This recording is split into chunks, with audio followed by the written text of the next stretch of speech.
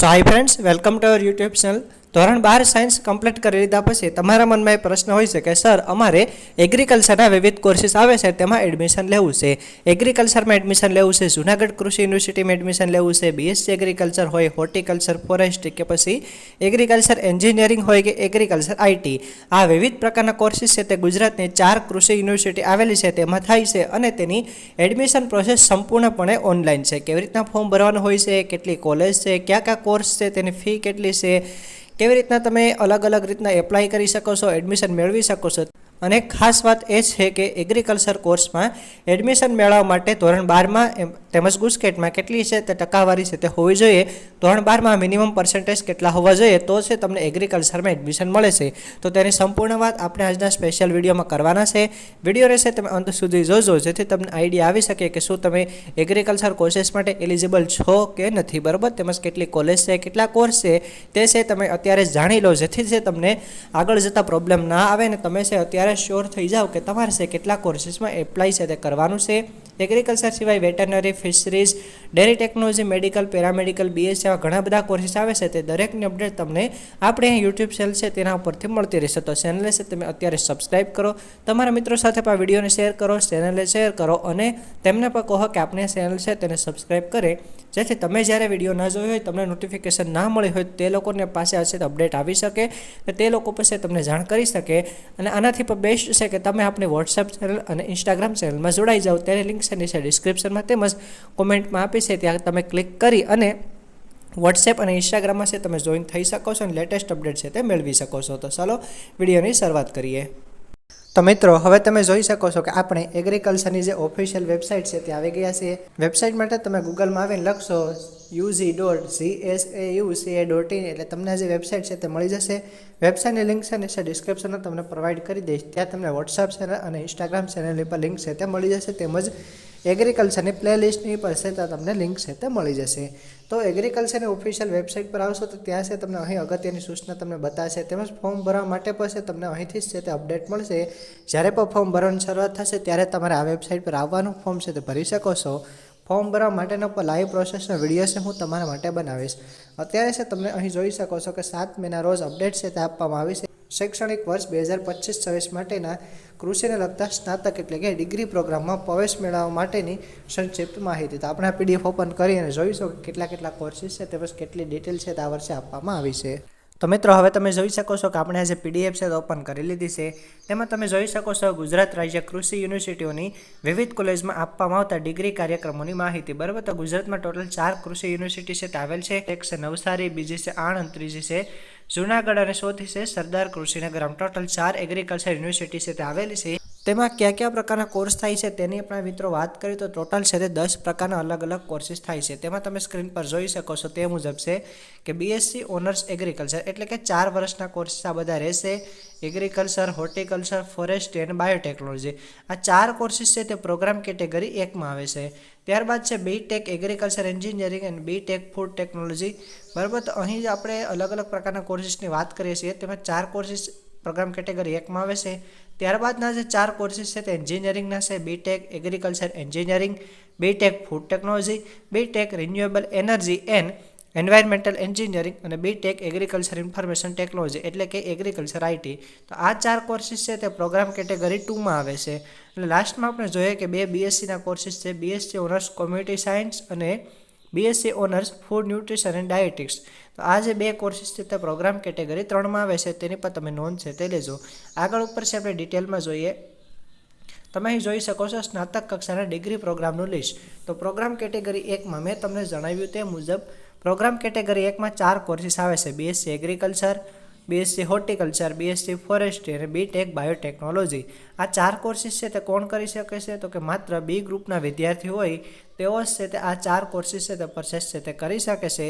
તેના માટે ધોરણ 12 સાયન્સ તમે પાસ કરેલ હોવું જોઈએ. તેમજ ગુસ્કેટની ચાલુ વર્ષે એટલે કે ગુસ્કેટ 2025ની પરીક્ષા તમે પાસ કરેલ હોવી જોઈએ. તેમજ તમારે ધોરણ 12 સાયન્સમાં પીસીબી એટલે કે 3 વિષયના પીસીબી 3 વિષયના છે તમારે કેટલી ટકાવારી થવી જોઈએ તેની પણ અહીં વિગત આપેલ છે. પરંતુ ખાસ ધ્યાનમાં લેજો કે તમારે જે સ્ટાર માર્ક હોય એટલે કે કૃપા ગુણ હોય, બરાબર, એક્સ્ટ્રા તમને જે માર્ક મેળવેલા હોય છે તે માર્ક છે કાઉન્ટમાં લેવામાં આવશે નહીં. અહીં છે મિત્રો તમે જોઈ શકો છો, રીડ કરી શકો છો કે PCB અથવા તો PCMB કોઈને AB ગ્રુપ હોય તો તે પાસે આ ફોર્મ ભરી શકે છે. ટૂંકમાં બાયોલોજી સબ્જેક્ટ છે તે કમ્પલસરી હોવો જોઈએ અને ગ્રેસિંગ માર્ક સિવાયના માર્ક્સ છે તમારે ધ્યાનમાં લેવાના છે. તો તેમાં તમે અહીં જોઈ શકો છો કે અનુસૂચિત જાતિ એટલે કે SC કાસ્ટના વિદ્યાર્થી માટે, ST કાસ્ટના વિદ્યાર્થી માટે એટલે કે SC અને ST કાસ્ટના વિદ્યાર્થીઓ માટે 3 વિષયના 35% આવવા જરૂરી છે. એટલે કે ફિઝિક્સ, કેમેસ્ટ્રી, બાયોલોજી 3 વિષયના થાય અને 35% હોવા છે તે જરૂરી છે. ગ્રેસિંગ માર્ક્સ છે તે કાઉન્ટ કરવાના નહીં, ગ્રેસિંગ માર્ક્સ સિવાયના 35% હોવા જરૂરી છે. જ્યારે ACBC, EWS અને ઓપન કેટેગરીના વિદ્યાર્થીઓ માટે છે તે 40% છે તે PCBના હોવા જોઈએ. તેમજ ગુસ્કેટની પરીક્ષા પાસ કરેલ હોવી જોઈએ તો છે તમે BSc agriculture, horticulture, forestry, biotechnology માટે એપ્લાય છે તે કરી શકો છો. આ હતી પ્રોગ્રામ કેટેગરી 1ની વાત. જો તમારે સ્ક્રીનશોટ લેવો હોય તો તમે સ્ક્રીનશોટ પછી તે લઈ શકો છો. આ ઉપરાંત આ સ્ક્રીનશોટ છે આપણી વોટ્સઅપ ચેનલ અને ઇન્સ્ટાગ્રામ ચેનલમાં પછી તમને પ્રોવાઈડ કરી દઈશ. અહીં છે ક્લિયરિટી સારી ન આવે તમે ઇન્સ્ટાગ્રામ પરથી અને આપણે વોટ્સઅપ ચેનલ છે ત્યાંથી પણ આ ફોટો છે તે મેળવી શકો છો. મિત્રો આપણે વાત કરીએ પ્રોગ્રામ કેટેગરી 2ની, તો પ્રોગ્રામ કેટેગરી 2 છે તે B ગ્રુપ અથવા તો A ગ્રુપના વિદ્યાર્થી કે પછી AB ગ્રુપના વિદ્યાર્થી હોય તે છે તે પરચેસ છે તે કરી શકે છે. પ્રોગ્રામ કેટેગરી 2માં મેં તમને જણાવ્યું તે મુજબ 4 કોર્સીસ આવે છે તે એન્જિનિયરિંગના છે. BTech agriculture engineering, BTech food technology, BTech agriculture information technology એટલે કે BTech એગ્રીકલ્ચર IT અને BTech renewable energy and environmental science.